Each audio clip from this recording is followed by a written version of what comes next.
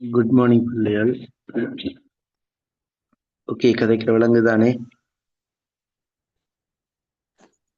ஓ sir. Okay, கேள்வியை போடுங்க பிள்ளைகள். முதலாவது கேள்விய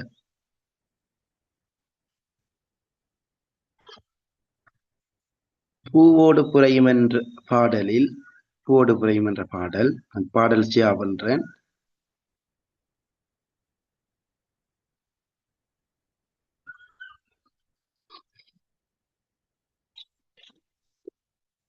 முதலாவது கேள்வி,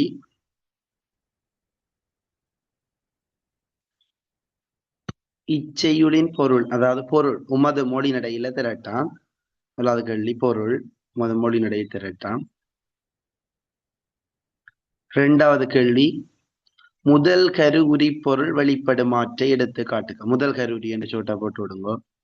முதல் கருவுரி.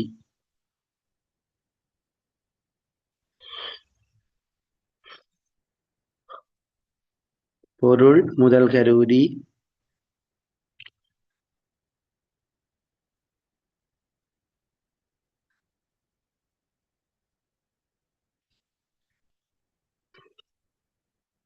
கடைசி கேள்வி, இச்செய்யுளில் இடம்பெற்றுள்ள இச்செய்யுளில் இடம்பெற்றுள்ள இச்செய்யுளில் இடம்பெற்றுள்ள உள்ளுறை உவமத்தை இனங்கண்டு இச்செய்யுளில் இடம்பெற்றுள்ள உள்ளுறை உவமத்தை இனங்கண்டு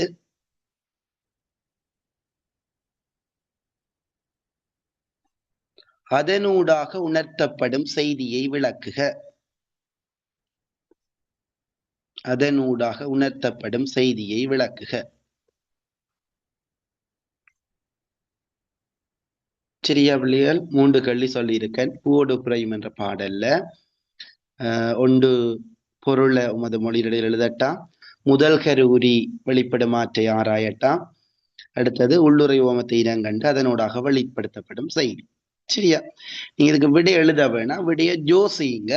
நான் அதை விளங்கப்படுத்தி போட நீங்க பிறகு இப்ப கிளாஸ் முடிய பிறகு செய்யுங்க. சரியா பிள்ளையா? ஓகே, இது வந்து ஃபைனல்ல வந்த பாட்டு தான். வந்த பாட்டு வெறாதண்டி இல்ல, 9 சங்க பாடல் நீங்க கிளியரா படிச்சு வச்சிருக்கணும்னு சொல்லியிருக்கேன். அதில் ஒரு பாடல் தான் பூவோடு புரையும் என்ற பாடல். சரிதானே? ஓகே, நான் கேள்வி இப்ப ஒரு 2 நிமிஷத்துல இப்ப இதுக்கு விடையால் பார்ப்போம். சரிதானே? எழுத வேணாம், சோட்டா நோட் பண்ணிக்கொள்ளுங்க என்ன விஷயம் சொல்லப்படுதுன்றதை நாங்க பார்ப்போம். சரியா? ஓகே, எழுதி நான் விட தெரிஞ்சா டிக் பண்ணுங்க, இல்லைன்னா நான் இப்ப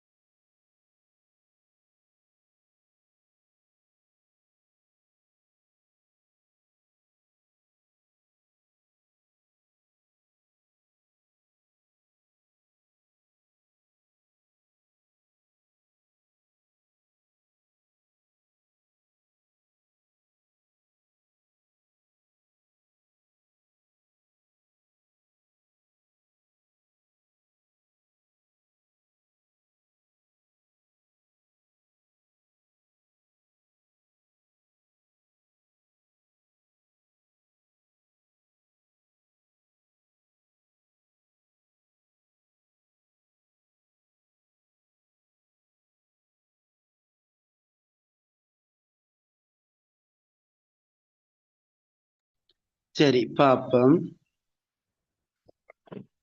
மூன்றுக்கும் தெரியுமெண்டா டிக் பண்ணி காட்டுங்க. 3 கள்ளிக்கும் எனக்கு விட தெரியும். 3 கள்ளிக்கும் எனக்கு விட தெரியும். இந்த பாடல்ல ஒரு பிள்ளை லாஸ்ட் 8 இருக்கிறீங்க. 1 பொருள், 2வது முதல் கரூரி, அடுத்தது உள்ளுறை உமத்து இனங்கண்டு, அதாவது உள்ளுறை உமம். இந்த 3 கள்ளியும் தான் தெரியுமெண்டாக்கள்.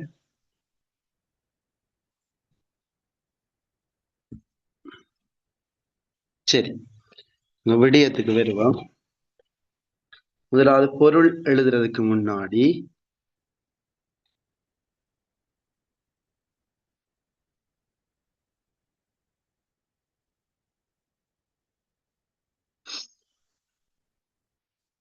சரி பாருங்கோ.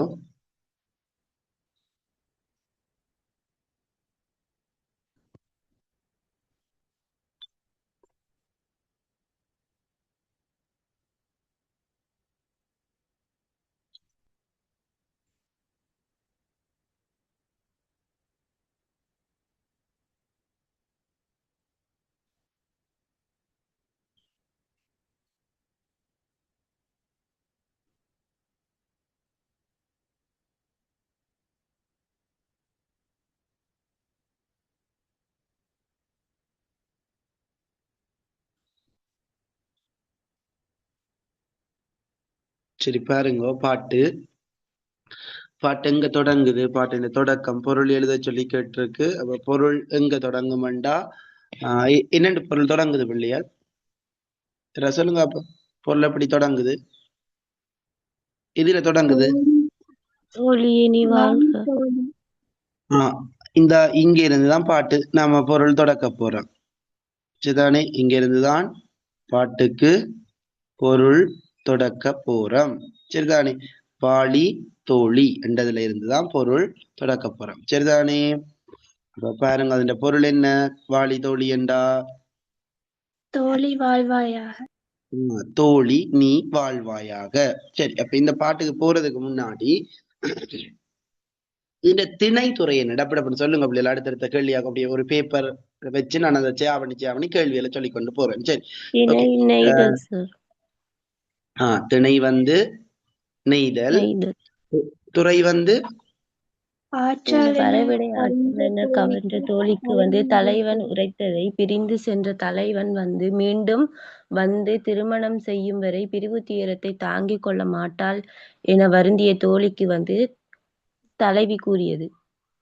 அதாவது தலைவனுடைய பிரிவை தாங்கிக் கொள்ள மாட்டாள் என தோழி வருந்துறாள். அப்படி வருந்துற தோழிக்கு தலைவி கூறுற மாதிரி அமைய பெற்றது. அதாவது தலைவன் பிரிவை இந்த தலைவி எப்படி தாங்கிக் கொள்ள போறாள், என்ன செய்ய போறாள் இல்லாம பாவம் என்று யோசிச்சு கவலைப்பட்டு கொண்டிருக்காள் அவளுடைய நண்பியான தோழி. அவ தோழிய அவள் நீ என்னடி யோசிக்கிற, நானே ஓகே இருக்கிறேன் அப்படி என்று அவளுக்கு சொல்லுற மாதிரி அமைய பெற்ற பாடல். சரி, அப்ப சொல்லுறாள். இப்ப யாருடைய கூற்று அமைய போகுது இந்த பாடல்? தோழி கூற்று. யாருடைய கூற்று? தலைவியின் கூற்று. தலைவி தோழியை பார்த்து சொல்றாள், வாழி தோழி நல்லா வாழடி, நல்லா இருக்கணுமடி நீ என்று வாழ்த்தி போட்டு அடுத்த சொல் எது வருது?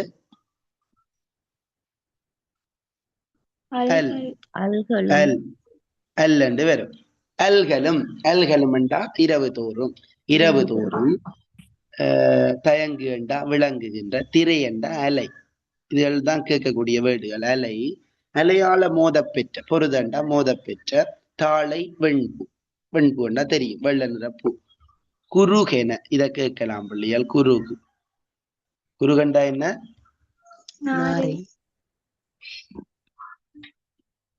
நேர அல்லது கடல் பறவை, கடற்பறவையை போல மலர்கின்ற அல்ல விளங்குகின்ற பெருந்துறை, பெரிய நீர்த்துறையுடைய விரிநீர், விரிநீர் என்ற அகன்ற நீர்ப்பரப்பையுடைய சேர்ப்பன். சேர்ப்பன் என்ன? கடல் நில தலைவன். அதாவது நெய்தல் நில தலைவன், கடல் நில தலைவன். சரிதானே? நாகா ஊங்கி என்றால் கூடி மகிழ்வதற்கு முன்னர், அந்த நெய்த நில தலைவனோட கூடி மகிழ்வதற்கு முன்னர் பூவோடு புறையும் கண் அப்படியே விளங்குது, பூவை போன்ற கண். வி கேட்கலாம், வி என்றா என்னண்டு? வி என்றா மூங்கில். மூங்கில். மூங்கிலை போல விளங்கி விரலண்டா வெற்றி. வெற்றி. அப்ப மூங்கிலை போல விளங்கி எல்லோரையும் வெற்றி கொள்ளக்கூடிய வனப்பு தெரியும் தானே? வனப்பு என்ன? வனப்பு அழகு நிறைந்த தோளும் பிறை அப்படியே விளங்கு பிறைச்சந்திரனை போல விளங்கி மதிமயக்குறும் மதி அறிவை மயக்குகின்ற நுதல்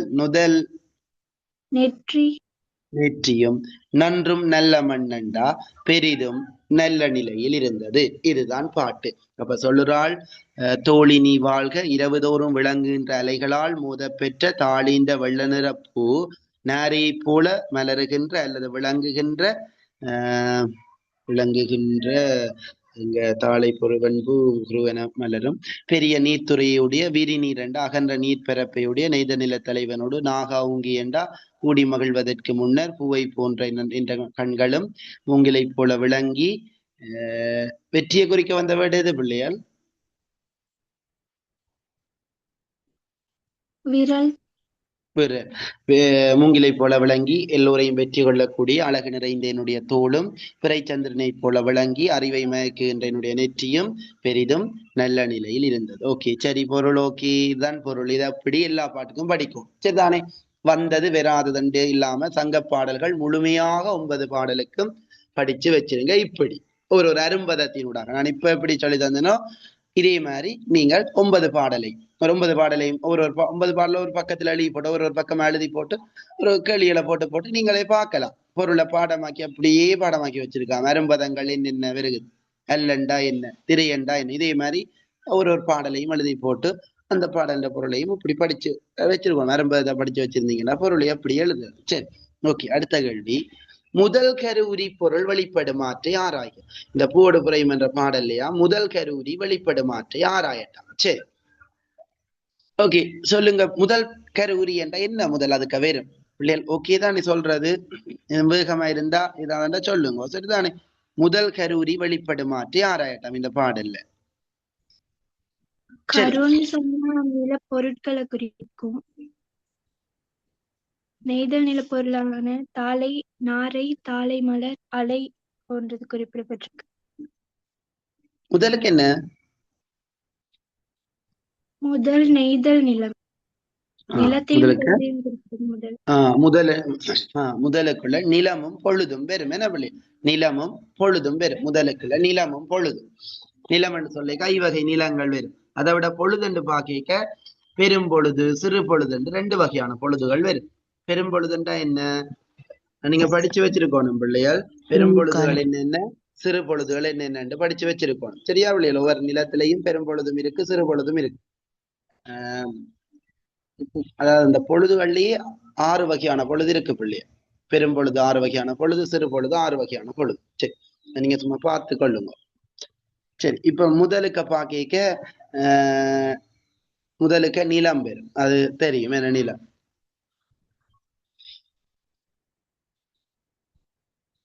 முதல் நிலம் பொழுது வந்து இதுல ஒரு வகையான பொழுது காட்டப்படுது. பெரும் பொழுதா சிறு பொழுதா இருக்குது? குயிக்கன் சொல்லுங்க பிள்ளையா, நேரத்தை வீணாக்காம அடுத்த செக்ஷனுக்கு போ.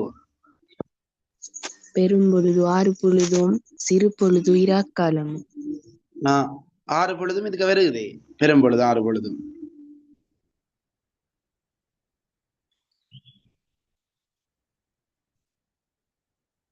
இந்த பாடலுக்கு பொருத்தமாக வருகின்ற பொழுதுகள் எவை? பெரும் பொழுதா சிறு பொழுதா வருகுது? இதில் இவத்தனி கேட்கிறேன், விளங்குதானே?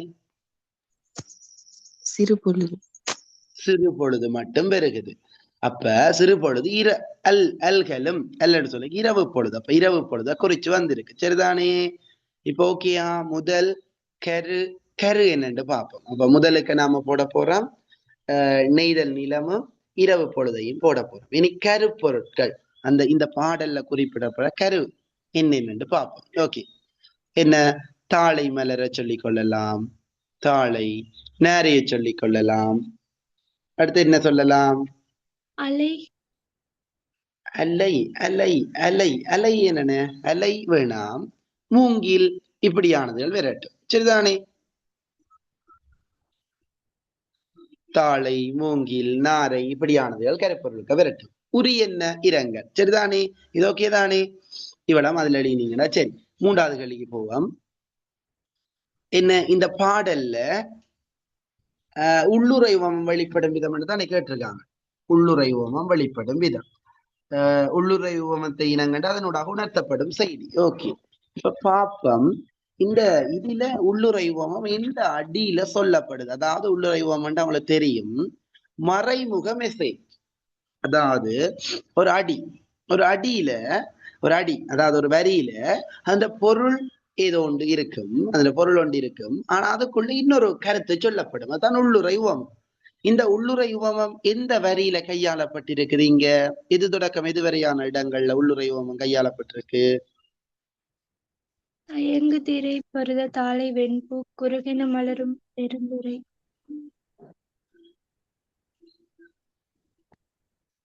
இந்த பொருள் என்ன?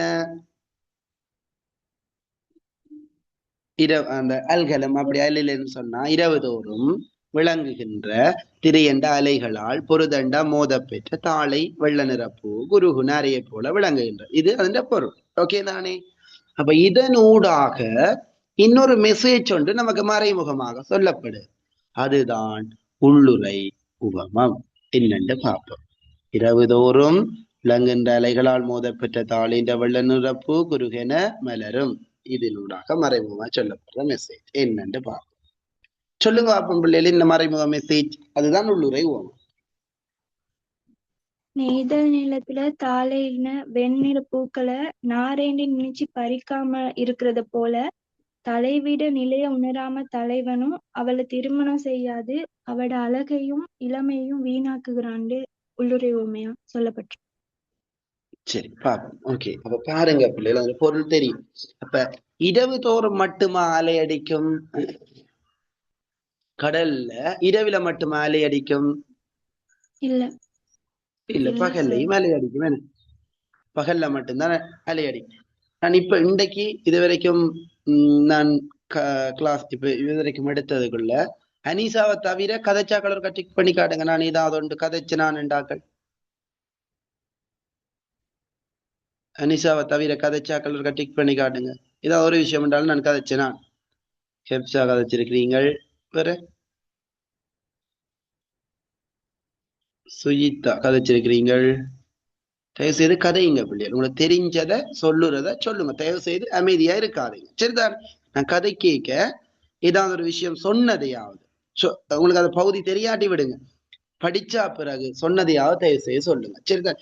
அப்ப இரவு தோறும் விளங்குகின்ற அலைகள், அப்ப இரவு மடிக்கும் மேல பகலும் அடிக்கும். ஏன் அப்ப இரவில அலை அடிக்கிற விடயம் சொல்லப்பட்டிருக்கண்டா, அதனூடாக ஒரு மெசேஜ் எங்களுக்கு எடுத்து காட்டப்பட போகுது.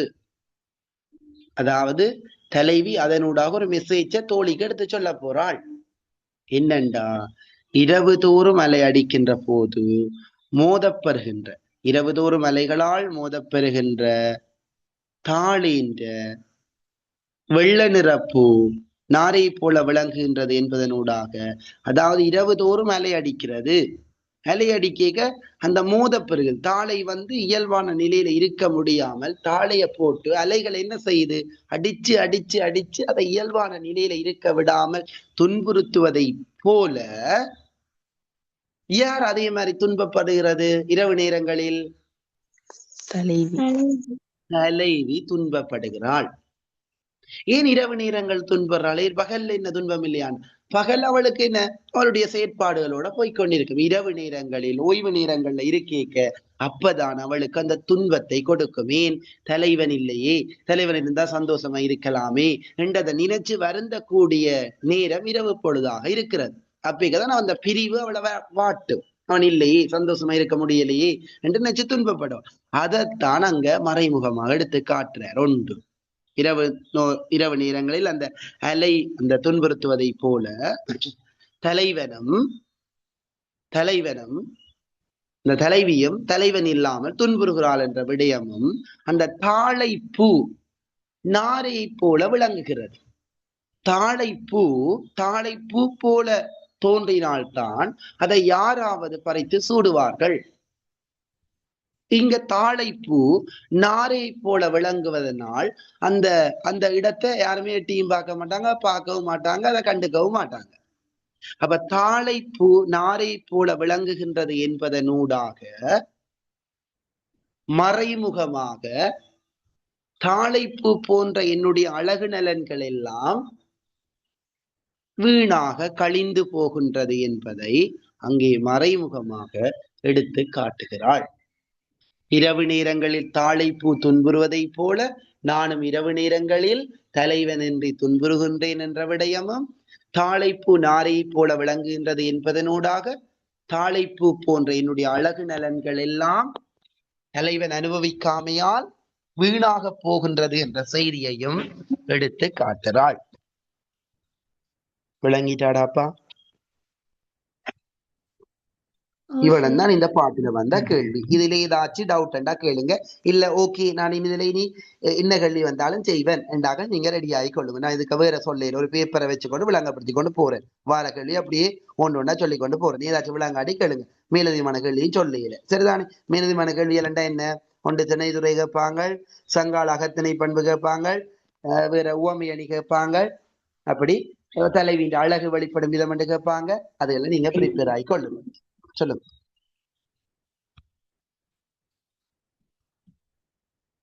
இது கேளுங்க பிள்ளைகள்.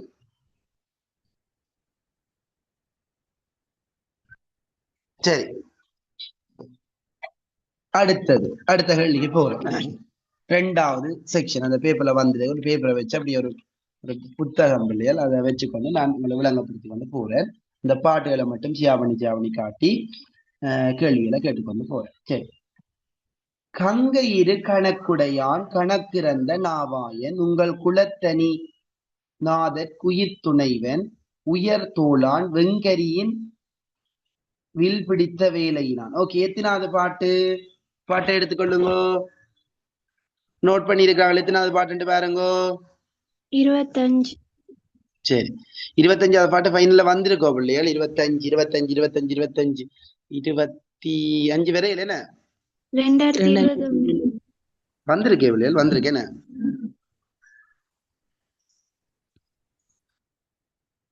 எத்தனாம் ஆண்டு வந்த பிள்ளைகள்? 2020 வந்திருக்கேன். சும்மா கஷோட்டா சொல்லி போட்டு அடுத்தது போறேன் பிள்ளைகள். அதுல வினைக்கிடாம டப்பண்டருக்கா சொல்லி போட்டு போறேன். 20வது பாட்டை அந்த பேப்பர்ல இருக்கிறதால சும்மா சொல்லி கொண்டு போறேன். ஆனா நான் உங்களுக்கு தொடக்கத்திலேயே சொன்னான், இல்லாம அந்த வந்ததுல பார்த்து கொள்ளுங்கோ. அது வந்தது வாரதுக்கான சந்தர்ப்பம் மிக குறைவு. ஆனா நீங்க ஒருக்கா படிச்சு கொள்ளணும்னு சொன்னான். சும்மா ஷோட்டை சொல்லி போட்டு நான் அடுத்த கவிதை செக்ஷனுக்கு போறேன். சரி, 25 இது யார பற்றிய விடயம் சொல்லுது பிள்ளைகள்? கங்கை இரு கரையுடையான் கணக்கிறந்த நாவாயன் யார பற்றிய வர்ணனை சொல்லுது? சுமந்திரன் குகனை பத்தி பரதனுக்கு சொல்றது. குகனை பத்தி உள்ளது. பாருங்க பிள்ளைகள், அதுல 3 கேள்வி என்ன கேட்டிருக்காங்களா? 3 கேள்வி என்னண்டா, ஒன்று வந்து கேட்டிருக்காங்க இச்செயல் சந்தர்ப்பம், குவனது ஆளுமையும் வீரமும், அடுத்தது குலத்தனிநாதர் குயிர் துணைவன் என்ற அடியினுடா புலப்படும் விடயம். அப்ப கங்கை இரு கரையுடையானடா, கங்கையின 2 பக்கம் என்ன இருக்காம அவனுக்கு?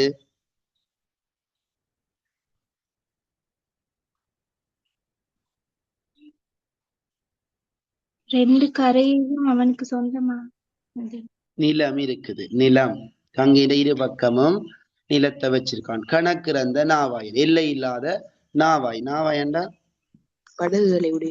படகுகளை வச்சிருக்கான். உங்கள் குலத்தனிநாதர், உங்கள் குலத்தனிநாதர் என்று வர்ணிக்கப்படுறவர் ராமனுக்கு உயிர் துணைவன், உயிர் உசுறு, அவன் உயிர் என்ற மாதிரி சொல்லப்படுது. அடுத்தது உயர் தோளான், உயர்ந்த தோள்களை உடையவன். வெங்கரியின் ஏறு அணையான். வெங்கரி என்றா மதம் கொண்ட கொடிய யானை. யானையை சொல்லப்படுது. வெங்கரி என்ற கொடிய யானை, யானையை போன்ற ஒரு வலிமையை காட்டப்படுது. வில் பிடித்த வேலையினான். வில்ல பிடிச்ச வேலை என்றா இல்லை, கையில் பிடித்த கடல், அதாவது படையாகிய கடல். கடல் வேலை என்றா கடல். படை என்ற கடலை வச்சிருக்கிறான். இது பாட்டுகள் மாறி வரும். கொங்கு அலர் நரம் தன்னண்டா கொங்கு அண்டா தேன் சொரிகின்ற நறுமண்டா வாசனையுடைய, தன்னண்டா குளிர்ச்சி பொருந்திய, தாரண்டா மாலையுடைய, குகன் என்ற குறியுடையான். குகன் என்ற குறி என்றா பேர உடையவன். சரிதானே? இதை சொல்லி போட்டு இதுல என்ன கேள்வி கேட்டிருக்காங்கன்னா விளங்கிட்டு தானே பாட்டு சொல்லி கொண்டு போறேன். சந்தர்ப்பம், குவனது ஆளுமையும் வீரமும். அடுத்தது சரிதானே? இதை நீங்க வேணுமென்ற சும்மா எழுதி கொள்ளுங்க. கேள்வியை மட்டும் நோட் பண்ணிட்டு பிறகு ஒருக்கா செய்து பாருங்க. பாட்டு மட்டும் விளங்கப்படுத்திருக்கு. அது வந்த பாட்டு தான். ஒன்று சந்தர்ப்பம் பிள்ளைகள் நோட் பண்ணி கொள்ளுங்க. 25வது பாடல் மட்டும் விளங்கப்படுத்திருக்கு. சந்தர்ப்பம் சரியே. முதலாவது சந்தர்ப்பம் பிள்ளைகள். இரண்டாவது குவனது ஆளுமையும் வீரமும். குவனது ஆளுமையும் வீரமும்.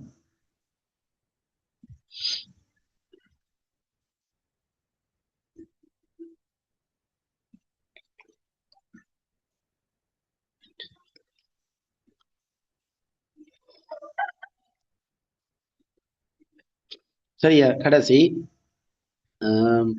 உங்கள் தனி நாதற்குயிர் துணைவன். உங்கள் தனி நாதற்குயிர் துணைவன். இந்த அடியை போட்டுட்டு போட கேள்வி எனும் அடியினூடாக புலப்படுத்தப்படும் விடயம்.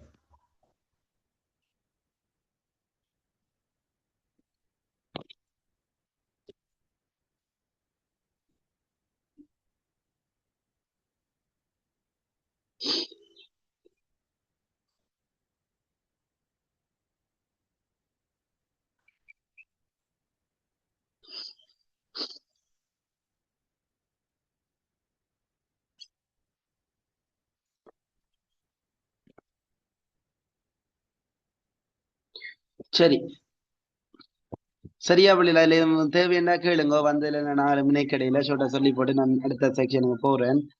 ரெண்டாவது உங்களுக்கு தெரியும், முதலாவது கல்வி ஒரு முழுமையா சொன்னான், பூவோடு புறையும். மற்றது ஃபைனல்ல வந்து 25வது பாட்டும் வந்திருக்குது. அடுத்த கவிதை. கவிதை எப்படி தொடங்குதுண்டா, உழுது வாழ்வோன் உணவொன்றி என்று தொடங்குது. என்ன கவிதை யாருக்கா தெரியுமா? இது என்ன கவிதை? தலைப்பெண்ணண்டு. இந்த கவிதை வருது, உழுது வாழ்வோன் உணவின்றி என்று தொடங்குது. இந்த கவிதை என்ன கவிதை என்று யாருக்காச்சும் தெரியுமா? எல்லாம் உமதே. சரி, ஓகே. எல்லாம் உமதே. கேள்வியை நோட் பண்ணி கொள்ளுங்க பிள்ளைகள். எல்லாம் உமதே என்ற கவிதையில வந்திருக்க 4 கேள்வி. இச்செயுளில் இடம்பெறும் தொழிலாளர்கள் யாவர்? இச்செயுளில் இடம்பெறும் தொழிலாளர் எல்லாம் உமதே என்று போட்டு கவிதைகள் உங்கள்கிட்ட இருக்கும் நினைக்கிறேன். அப்படி இல்லையண்டா என்னட்ட கேளுங்கோ. சரிதானே? நான் விடயத்தை சொல்லி போட்டு ஷோட்டா சொல்லி கொண்டு போற விஷயத்தை நீ வினைக்கட்டு கொண்டிருக்கலாது. எக்ஸாமுக்கு இன்னும் 2 மாசம் இருக்குது. குயிக் அந்த விஷயத்தை சொல்லி ஒரு குறிப்பிட்ட நேரத்துக்குள்ள எவ்வளவு கூட படிக்க முடியுமோ அவ்வளவுக்கு ஏற்ற மாதிரி நான் ஃபாஸ்டா சொல்லி கொண்டு போவேன். ஃபாஸ்ட் அண்டில் உங்களை விளங்கக்கூடிய மாதிரி தான் சொல்லுவேன். அப்படி எதுவும் புரியல, தெளிவில்லையண்டா நீங்க உடனேயே கேட்டுக்கொள்ளலாம். சரிதானே? ஓகே. ஒரு நாளைக்கு வந்து ஒரு பூவோடு புரையும் என்ற பாட்டை மட்டும் சொல்லி போட்டு அதை விளங்கப்படுத்தி போட்டு அதில் கேள்வியை தந்து போட்டு விட்டா ஒரு பிரயோசனம் இல்லை. குயிக்கண்டு சொல்லி கொண்டு போவேன். நீங்கள் நான் சொல்றதை கேட்டு விளங்காத திரும்ப கேட்டு அதை திரும்ப ப்ரிப்பேர் ஆகி போட்டு எக்ஸாம் மாதிரி வீட்டை டைமை குறித்து செய்து பாருங்க. சரிதானே? ஓகே. முதலாவது கேள்வி பிள்ளைகள், இடம்பெறும் தொழிலாளர்கள். இரண்டாவது, முதலாளித்துவத்தின் உழைப்பும் சுரண்டலும். இரண்டாவது கேள்வி, முதலாளித்துவத்தின் உழைப்பும் சுரண்டலும். முதலாளித்துவத்தின் உழைப்பும் சுரண்டலும் உல்லாச வாழ்வும். முதலாளித்துவத்தின் உழைப்பும் சுரண்டலும் உல்லாச வாழ்வும் இச்செயுளில் எவ்வாறு பதிவு செய்யப்பட்டுள்ளது? இச்செயுளில் எவ்வாறு பதிவு செய்யப்பட்டுள்ளது? முதலாளித்துவத்தின் உழைப்பும் சுரண்டலும் உல்லாச வாழ்வும் இச்செயுளில் எவ்வாறு பதிவு செய்யப்பட்டுள்ளது? தயவு செய்து யாரும் நோட் பண்ணாம இருக்காதீங்க. ஏனென்றா இந்த கேள்வி கூட சில நேரங்களில் நடக்கிற எக்ஸாம்ல வரலாம். இதே மாதிரி கேள்வி கூட வரலாம். இப்ப பாட்டை போட்டு ஒரு 2 கேள்வி நான் சொல்லி தந்தது கூட வரலாம். சரிதானே? தயவு செய்து நோட் பண்ணிக்கொள்ளுங்க. நோட் பண்ணிட்டு திரும்ப படிச்சு கொள்ளுங்க. விளங்கப்படுத்தி போட்டு கேள்வியை சொல்லி விடுவேன். நீங்க செய்தும் பாருங்க. சரிதானே? முதலாளித்துவத்தின் உழைப்பும் சுரண்டலும் உல்லாச வாழ்வும் இச்செயுளில் எவ்வாறு பதிவு செய்யப்பட்டுள்ளது? சரிதானே? மூன்றாவது கேள்வி, முதலாளி வர்க்கத்தின் மீதான வெறுப்புணர்வை முதலாளி வர்க்கத்தின் மீதான வெறுப்புணர்வை கவிஞர் எவ்வாறு வெளிப்படுத்தியுள்ளார்? முதலாளி வர்க்கத்தின் வெறுப்புணர்வை கவிஞர் எவ்வாறு வெளிப்படுத்தியுள்ளார்?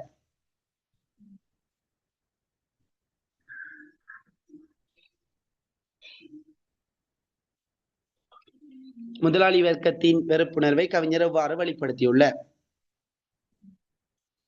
கடைசி கேள்வி. எல்லாம் உமதே நீரேதான், எல்லாம் உமதே நீரேதான்,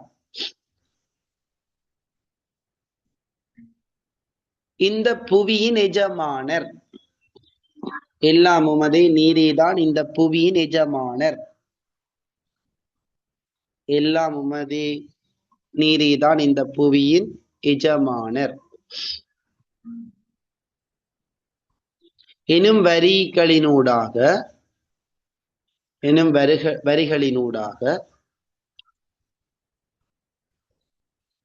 கவிஞர் உணர்த்த விரும்பும் கருத்து. கவிஞர் உணர்த்த விரும்பும் கருத்து. கவிஞர் உணர்த்த விரும்பும் கருத்து.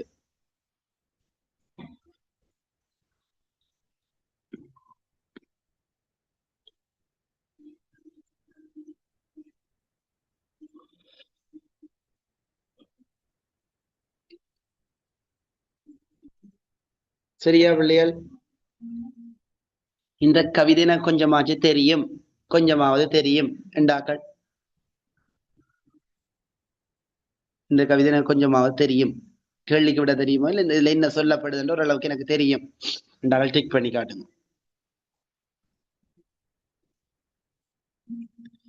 சரியா பிள்ளை? நான் ஒரு குறிப்பிட்ட நேரத்துக்குள்ள கூட விடயத்தை நீங்க படிக்கிறதுக்கு ஏற்ற மாதிரி உங்களை விளங்குற மாதிரி சொல்லித்தர முயற்சி செய்வேன்.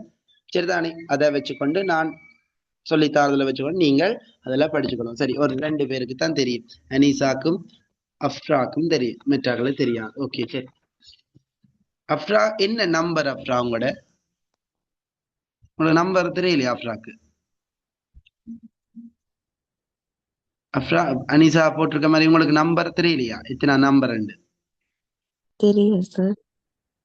தெரியுமா? தெரியா? மெசேஜ் பண்ணுங்க கிளாஸ் முடிய. சரி, ஓகே, நாங்க விடயத்துக்கு போவோம். விடயத்தை சோட்ட சொல்லி போட்டு விடயத்தை விளங்கப்படுத்துறேன்.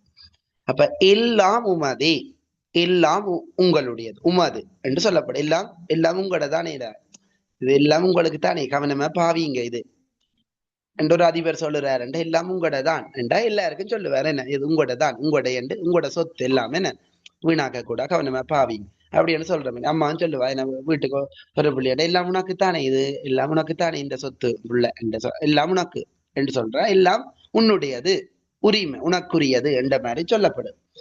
இதுல எல்லாம் உமதி என்று கவிஞர் யார்? கவிஞர் இந்த எல்லாம் உமதி என்ற கவிஞர்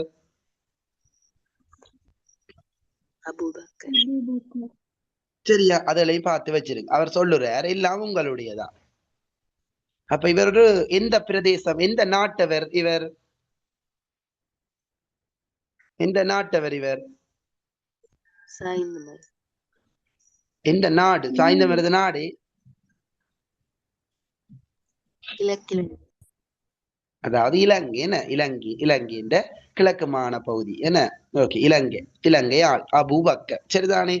அவரை பற்றி நான் இப்ப ஒன்னும் சொல்லி தெரியல, அவரை பற்றி கற்று எழுத தேவை இல்லை. சரி, நான் விடயத்துக்குள்ள வாரேன். அப்ப யாரை பார்த்து எல்லாம் உங்களோட சொல்றாரு அபூபக்கர்? யாரை பார்த்து சொல்றாரு எல்லாம் உங்களுடையதான்?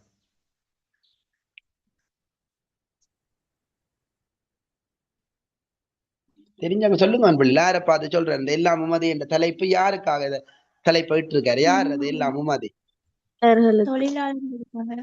தொழிலாளர்கள். அப்படி சொல்லுங்க, உனக்கு தெரிஞ்ச சொல்ல. தொழிலாளர்களை பார்த்து சொல்றாரு எல்லாம் உங்களோட தான், எல்லாம் உங்களுக்கு தான். சரி, சொல்லிக் கொண்டு போறேன் விடயத்தை. உழுது வாழ்வோன் உணவின்றி, உழுது வாழ்வன் விவசாயம் செய்து வாழ்றவன் உணவின்றி உடலம் சோர்ந்து, உடலம் என்ற உடல், உடல் சோர்ந்து துடிக்கிறான், உடல் சோர்ந்து துடிக்கிறான். உழுது வாழ்பவனுக்கு உணவில்லை, அவன் கஷ்டப்படுறான், உடல் சோர்ந்து துடிக்கிறான்.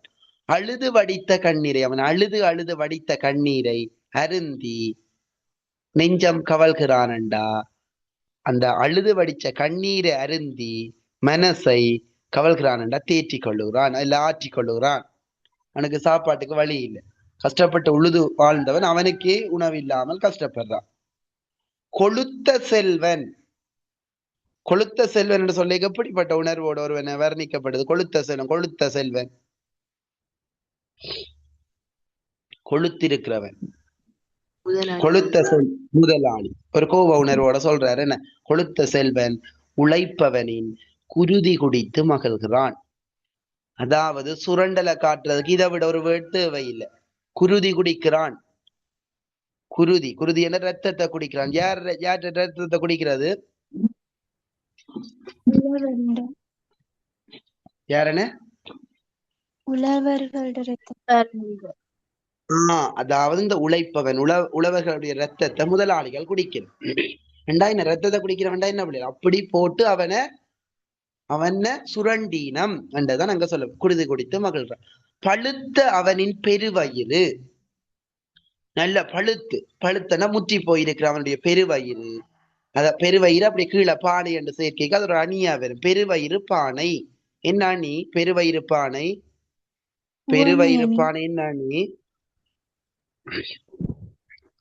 உருவகம். உருவகமா? பெருவயிறு பானை என்றது உருவகம். பெருவயிறை பானையாக உருவைக்கப்படுது. அப்ப பழுத்திருக்க பெருத்திருக்கிற அவனுடைய பெருவயிறு பானை போல சிரிக்குது. ஏன்? நல்ல பெருசா இருக்குது அவன் வயிறு. யாற்ற?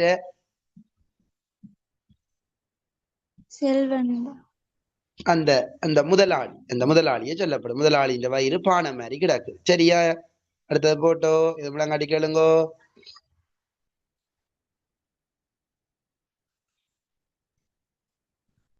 அடுத்தது ஆடை நொய்வோன். ஆடை உற்பத்தி செய்கிறவன் ஆடை நொய்வோன். துண்டு கூட அணிந்து கொள்ள வழி இல்லாமல் கோடையோடும் குளிரோடும் சண்டை பிடிக்கிறான். சண்டை பிடிக்கிறான்.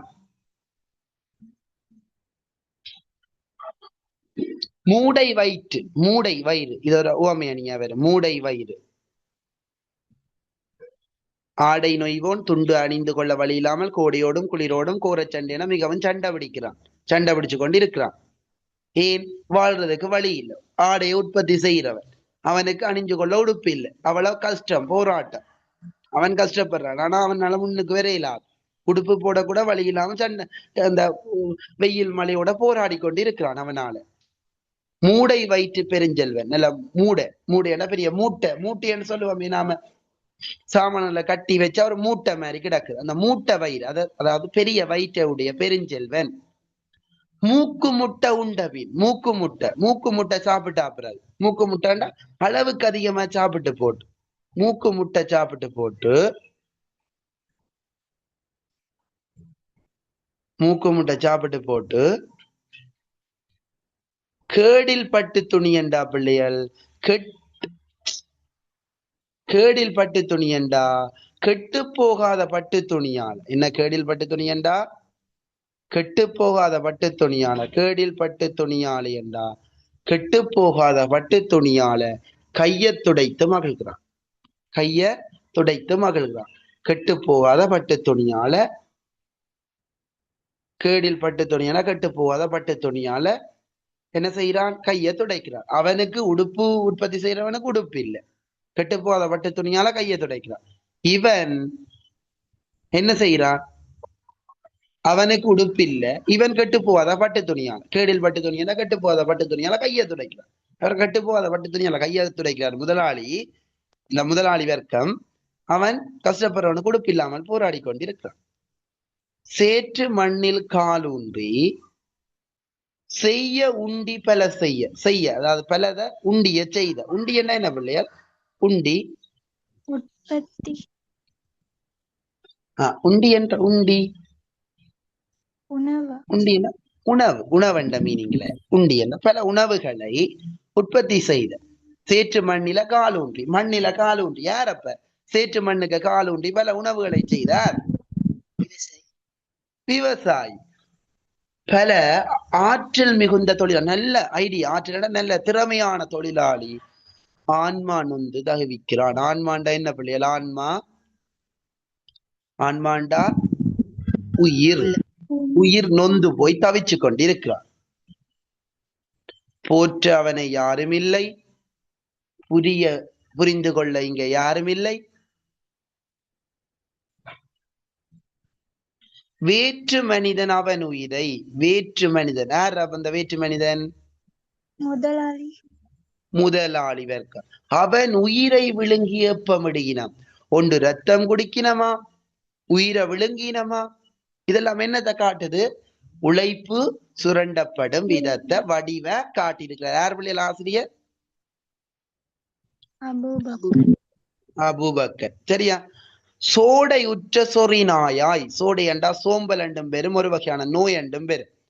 அப்ப ஒரு வகையான நோய் நிறைந்த சொறி நாயாய் சோம்பி நின்றது போதுமடா. சோம்பி என்றா சோம்பலோட நின்றது போதுமடா. இந்த எதிர்ப்பு, அதாவது என்ன, அவங்களுக்கு முதலாளிக்கு எதிரான குரலை எடுத்துக்காட்ட, குரலை ஏற்படுத்துற, முதலாளிக்கு எதிரான குரலை முதலாளிக்கு ஒரு எதிரான குரலாக இதுவெல்லாம் கவிஞற்ற கருத்துக்கள். அடுத்தது இனி வேற போறது. அடுத்தது இந்த தொழிலாளர்களை புரட்சி செய்ய தூண்டுற அப்படின்னு கேட்கலாம். அப்ப அவங்கள பார்த்து சொல்றார், ஒரு சோம்பல் நிறைஞ்ச, அதாவது இந்த ஒரு வகையான நோய், அதாவது நோயால பீடிக்கப்பட்ட சொறின மாதிரி இருக்காம, சோம்பலோட நிக்காம நின்றதெல்லாம் காணுமடா. இவ்வளவு நாளும் ஒரு நோய் நிறைந்த சொறின மாதிரி இருந்தது காணுமடா சோம்பலோட. இனியாவது பாடை ஏறி செல்லும். பாடை என்றா தெரியும் என்ன? பாடை என்றா செத்து போனா பிறகு அவங்கள தூக்கி கொண்டு போறதுக்கு பயன்படுத்துறத பாடை என்று சொல்லுவாங்க பிள்ளை. அப்ப பாடையில போறதுக்கு முன்ன தொழிலாளர்களை பார்த்து சொல்றார், சோம்பலோட நின்றது காணும், நீங்க செத்து போய் பாடையில போறதுக்கு முன்ன அந்த பானை வயிற்று சீமான் அணிப்பயன்பாடு பிள்ளை எழுவாம, பானை வயிற்று சீமானை ஆடையின்றி, ஆடை இல்லாமல், ஆடை இல்லாமல் அணியின்றி, அணியின்றி, அப்ப ஆடை இல்லாமல் அணியலனின்றி அருந்தி மகிழ உணவின்றி, அருந்துவதற்கு உணவில்லாமல் காடாகினியில், காடாகினி என்றா காட்டு தீயில தள்ளிவிட, காடாகினி என்றா காட்டு தீயில தள்ளிவிட கரங்கள் கோத்து எழுங்கடா, கரங்கள் கோத்து கொண்டு வாங்கோடா. இல்ல யார உற்சாகப்படுத்துறார்? அல்ல யாருக்கு எதிராக தூண்டுறார்? முதலாளிகளுக்கு எதிராக தொழிலாளிகள் தூண்டுறார். என்ன இது? யாருக்கா கதைக்கிறார்? இதுல விவசாயிகளுக்காக, அதாவது தொழிலாளர்களுக்காக கதைக்கிற, முதலாளிகளுக்கு எதிரான குரலாக இருக்குது. சரிதானேடாப்பா? சார், சோடையுற்ற சொறிநாயில அந்த ஆயுறுப்பு வந்திருக்கதால அது உவமை அணிதானே? சோடை உற்ற, அது சொல்லலாமோ? அதாவது சோடையுற்ற சொறிநாய், அதாவது சொறிநாய் போல இங்க யார் வர்ணிக்கப்படுறது? சோடையுற்ற சொறிநாயாய் சோம்பலோட, அதாவது இந்த சோடையுற்ற சொறிநாயா அங்க அந்த தொழிலாளர்கள் வர்ணிக்கப்படினும். சரியா இல்லையா? அப்ப சோடையுற்ற சொறிநாயா இருந்தது காணும். நீங்கள் பாடையில போறதுக்கு முன்னம் இந்த பானை வயிற்றையுடைய சீமான ஆடை இல்லாமல், அணிகலன் இல்லாமல், அருந்த உணவில்லாமல் காட்டு தீயில தள்ளிவிட கரங்கள் கோத்து எழுங்கடா என்று உற்சாகப்படுத்துற. இந்த அவங்கள காட்டு தீயில தள்ளி அவங்கள சாக்கொள்றதுக்கு எழுங்க என்று தொழிலாளர்களை பார்த்து உற்சாகப்படுத்துற. நோக்கம் இல்லாத சீமான்கள், நோக்கமே இல்லை, யாருடைய நோக்கம், ஐடியா இல்லை, என்னண்டு முன்னுக்கு நோக்கம் இல்லாத சீமான்கள் நொந்து படையா வாழ்வுக்கும், அதாவது கஷ்டப்படாம நோகாம, நோக்கம் இல்லாம நோமல வாழ்ந்து நல்ல வாழ்ந்து கொண்டிருக்கிறது யாரு? நோக்கம் இல்லா சீமான்கள் நொந்து படையா வாழ்வுக்கும், நோகாம வாழ்கிற வாழ்வுக்கு யாரப்ப இதுல வர்ணிக்கப்படுறது? முதலாளிகள். ஆக்கம் செய்த கரங்களால், ஆக்கம் என்ற ஆக்கம், ஆக்கம் ஒன்ற உருவாக்கிய கரங்கள், யாருடைய கரங்கள்? தொழிலாளர்களது கரங்கள். அழிவு செய்ய எழுங்கடா. இதுவரைக்கும் நீங்க உருவாக்கினதெல்லாம் காணும், இனி நீங்கள் அவங்களை அழிக்கிறதுக்கு வெளிக்கிடுங்கோ. யார? முதலாளி வர்க்கத்தை அழிக்கிறதுக்கு வெளிக்கிடுங்க. தாக்கமுற்ற இதயங்கள், இல்ல தாக்கப்பட்டிருக்கிற இதயங்கள் யாருடைய இதயங்கள்? தொழிலாளர். தாக்கமுற்ற இதயங்கள் தீயாயோங்கி அவர் வாழ்வை, அவருடைய வாழ்வை அழிக்கிறதுக்கு, முதலாளிகள வாழ்க்கை அழிக்க தீயாயோங்கி அவர் வாழ்வை தாக்கி மண்ணில் சாம்பல் என தள்ளிவிட்டே மலரட்டும். அதாவது தீயாயோங்கி அவருடைய வாழ்க்கையை தாக்கி மண்ணில் சாம்பலாக்கி மலர்ந்து கொள்ளட்டும், மலரட்டும், மலர்ந்து கொள்ளட்டும் என்று சொல்லப்படும். சரிதானே? அப்ப என்ன சொல்றார்? தொழிலாளர்களை பார்த்து நம்மளோட வாழ்க்கையை அழிச்சு நீங்க முன்னுக்கு வாங்க. கல்லை உடைத்து நெடுஞ்சாலைகளை கண்ட கைகள், கல்லை உடைத்து நெடுஞ்சாலைகளை கண்ட, கல்லை உடைச்சு அவரோட சாலைகளை உற்பத்தி செய்த கைகள் சீமானின் பல்லை உடைத்து வளருற பயிருக்கு எருவாக போடட்டும். அப்ப அந்த கல்லை உடைச்சு நெடுஞ்சாலைகளை உற்பத்தி செய்த கைகள் இனி சீமானுடைய, யார் சீமான்? முதலாளிகள் பல்ல உடைச்சு வளர்ற பயிருக்கு எருவாய் போடுங்க. நெல்லை கொண்ட அவர் மனைய, நெல்லுகளை வச்சிருக்க அவங்களோட மனைய என்ன செய்யுங்க? நெருப்பினால் அழித்து விடுங்க. நெருப்பில் இட்டு கொளுத்தட்டும். எல்லாம் சொல்லிட்ட. முதலாளிக்கு எதிரான, தொழிலாளிக்கு எதிரான அந்த துன்பநில, அவங்க கஷ்டப்படுற கஷ்டம் அதெல்லாம் சொல்லிப்படும். முதலாளிக்கு எதிரான குரல் கடைசியில சொல்லி முடிக்கிறார். எல்லாம் உமதி, நீரேதான் இந்த புவியின் எஜமானர். நீங்கள் தான் ஒரு எஜமான். நம்ம சொல்றேன் என்ன பிள்ளைகள், எஜமான் நீங்க தான் இந்த வீட்டுக்கு எஜமான் என்றா என்ன? அவர் தான் இந்த வீட்டுக்கு ஒரு முதலாளிமார். அப்ப எல்லாம் உங்களோட தான், நீங்க தான் இந்த பூமியின் எஜமான், நீங்கள் தான் முதலாளி. யார் நீங்கள்?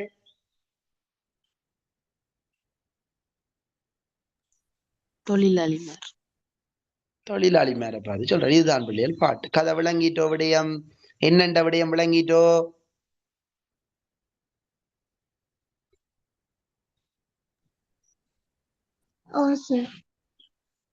இனி கேள்விய பாப்போம். என்ன கேள்வி? எங்களை விட எழுதக்கூடிய மாதிரி இருக்கா? அப்ப ஒரு எல்லாம் உமதி அபூபக்கர் பாடியிருக்கார், இலங்கையை சேர்ந்தவர். அதாவது ஒரு தொழிலாளர்கள், உண்மைதானே, தொழிலாளர்கள் சரியா கஷ்டப்பட்டு உழைப்பாங்க. ஆனா முன்னுக்கு வேற இல்லாம கஷ்டப்பட்டு அவன் கஷ்டத்தோடயே இருப்பான். ஆனா அந்த இடையில நிக்கிறவன், அந்த பொருளை வாங்குற முதலாளிமார் என்ன செய்வான்? அல்லது அவனை வச்சு வேலை வாங்குற முதலாளிமார் நல்ல நிலைக்கு போடுவான். ஆனா தொழிலாளிகளால கஷ்டப்பட்டு உழைக்கிறான், ஆனா அவனால முன்னுக்கு வர முடியல. உண்மையான விடயம். இதைத்தான் இங்க எடுத்து காட்டியிருக்கார் அபூபக்கர். சரிதானே? இப்ப கேள்விக்கு போவோமா? விளங்கிட்டா? டவுட் இருக்கா? எதுவும் இருந்தா கேளுங்க.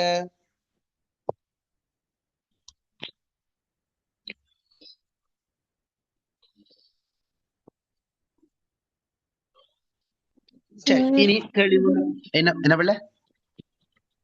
உவமையணி உருவகாணி கொஞ்சம் சொல்றா.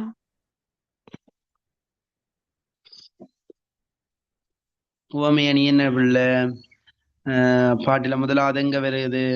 அந்த பெருவயிறு பானை அணி பயன்பாடு பிள்ளை. சரியே? சரி சார். அடுத்தது மூடை வயிறு. மூடை வயிறு அது உவமை அணி.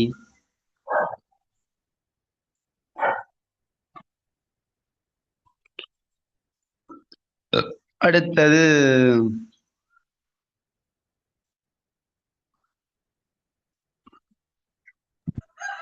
இந்த சோடை விட்ட சோறை சொல்லலாம் உவமை அணிக்க.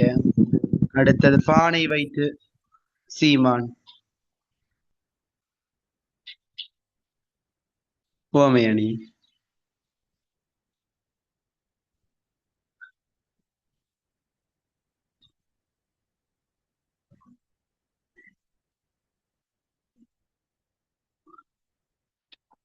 இவ்வளவு தான் இதுக்கெல்லாம் வேறும். நான் ஒரு PDF கொண்டு போட்டு விடுறேன், அதுல மிச்சத்தை பார்த்து கொள்ளுங்க. சரியா பிள்ளையா?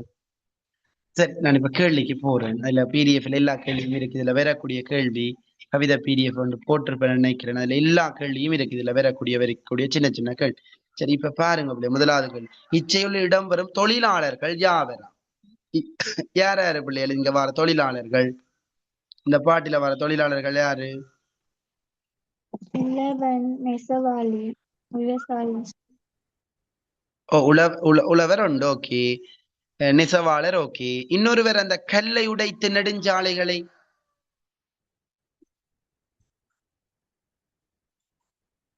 அதர் கல்லை உடைத்து நெடுஞ்சாலைகளை கண்ட கைகள்.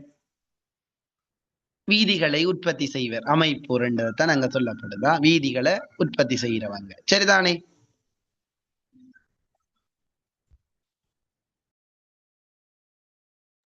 ஆனா மெயின் யாரை பற்றி சொல்லப்படுது இல்ல?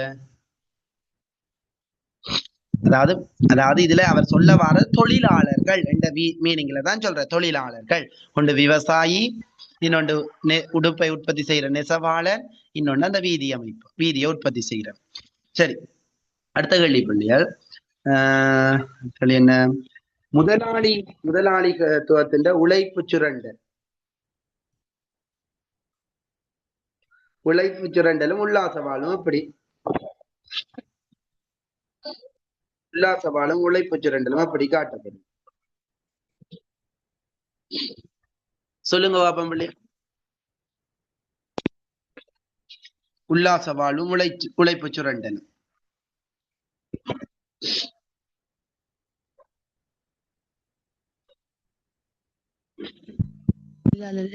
உழைப்ப சுரண்டி அதுல சுகபோக வாழ்க்கை வாழ்தல். ஓகே, அப்ப நீங்க ஒவ்வொரு வரியா வாசிச்சு நீங்க விளங்கி கொள்ளணும். சரிதானே? கேள்விய பாருங்க, திரும்ப இருக்க வடிவ கேள்விய பாருங்க, ஒரு ஆள் வாசிங்க கேள்விய.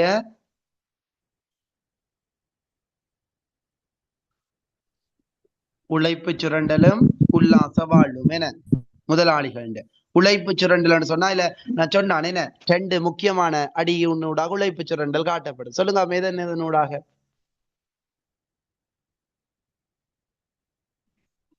உழைப்பவர்கள் ரத்தத்தை குடிக்கிறதோ, ரத்தத்தை குடிக்கிறதோண்டு.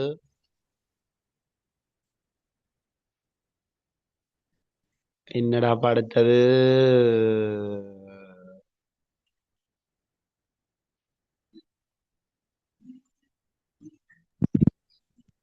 வயிறுக்கு ஒரு வாய் இல்ல, நான் சொன்னேனே, ஒன்று ரத்தத்தை குடிக்கிறது, இன்னொன்று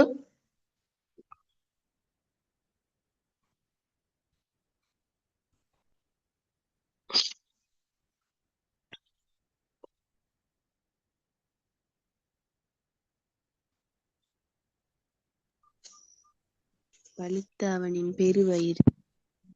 இல்ல, அதுகளெல்லாம் நான் அந்த இத சொல்லக்கூடிய ஒரு ரெண்டு என்ன என்ன பிள்ளை? தொழிலாளி ஆன்மான் வந்து தவிக்கிறதும் அவங்கள துன்பநிலைதான் அவன் உயிரை விழுங்கி ஏப்பம் விடுறது. அந்த ரெண்டையும் சொன்னான். என்ன மெயினா? ஒன்று ரத்தம் குடித்தல், அடுத்த உயிரை விழுங்குதல் என்ற ரெண்டையும் சொன்னான். ஓகே, சரி. அப்ப முதலாளித்துவத்தின் உழைப்பு சுரண்டலும், அடுத்தது உல்லாச வாழ்வு. உல்லாச வாழ்வன்டா என்ன? அவர்கள் அந்த கெட்டு போகாத பட்டு துணியால கையை துடைச்சு மகளின. அவையின் பெருவயிறு பானையா இருக்குது, இவன் ஆன்மா நொந்து தவிக்கிறான். இப்படியான விஷயங்களை எல்லாம் நீங்க சொல்லணும். சரியோ பிள்ளையார்? ரெண்டாவது கேள்வி விளங்கிட்டோ பிள்ளையார்?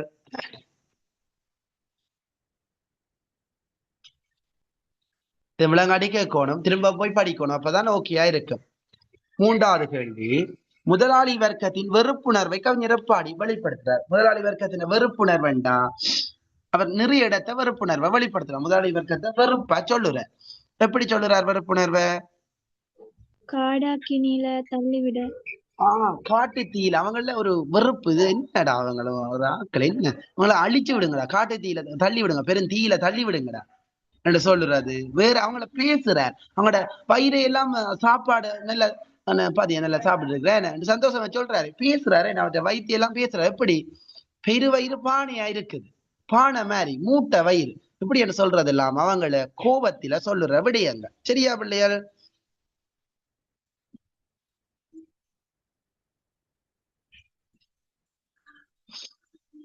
சரியாடாப்பா? அதுகளை வச்சுக்கொண்டு எழுதும். சரிதானே?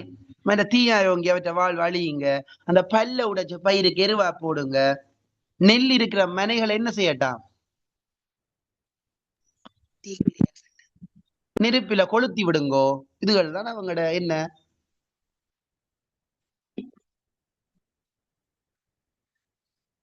என்ன கேள்விக்குரிய விட, இந்த கேள்விக்குரிய விட.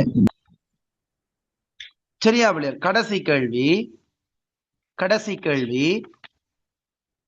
எல்லாம் உமதே நீரேதான் இந்த புவியின் எஜமானர் என்ற வரியினுடைய கவிஞர் உணர்த்த விரும்பும் கருத்தை தெளிவுபடுத்துக. என்ன கருத்து? என்னத்தை சொல்ல வார? இந்த உலகத்தினுடைய இயக்கத்திற்கு காரணமானவர்கள் முதலாளிகள் அல்ல, தொழிலாளிகள். தொழிலாளிகளின் இயக்கத்தினாலே தான் இந்த உலகம் பெருமை அடைகிறது, உயர்வடைகிறது, முன்னேறுகிறது என்ற விடயத்தை அழுத்தமாக சொல்லி கவிதையை முடிக்கிற. விளங்கிட்டாடாப்பா? இதுதான் விடயம். எல்லாம் உமதே. இந்த கவிதை கனகாலத்துக்கு முன்னம் படிப்பிச்சது. அதுக்கு சில பிள்ளைகள் ஜாயிண்ட் ஆயிருக்க மாட்டீங்க. அப்ப இப்ப உங்களுக்கு இந்த கவிதை கிளியரா விளங்கி இருக்குமென்னு நினைக்கிறேன். திரும்ப ஒருக்கா படிச்சு கொண்டா ஓகே. அப்ப இன்றைக்கு 3 செக்ஷன் படிப்பிச்சிருக்கிறேன். ஷோர்ட்ட தேவையானதை கொஞ்சம் நீங்க நார்மலா பார்க்க வேண்டியதை ஷோர்ட்டாயும் முக்கியமானதை தெளிவாயும் படிப்பிச்சிருக்கிறேன். சரிதானே? 3 பகுதி இன்றைக்கு முழுமையா இருந்தாங்களுக்கு விளங்கி இருக்கும். அதை திரும்ப படிக்க உங்களுக்கு அது டவுட்டுகள் கிளியர் ஆகும். அப்படி ஏதாவது டவுட் உண்டா அடுத்த கிளாஸ்ல கேட்டுக்கொள்ளுங்க. சரிதானே பிள்ளைகள்? இவ்வளவு ஓகேயா? எதுவும் டவுட் இருந்தா கேளுங்க.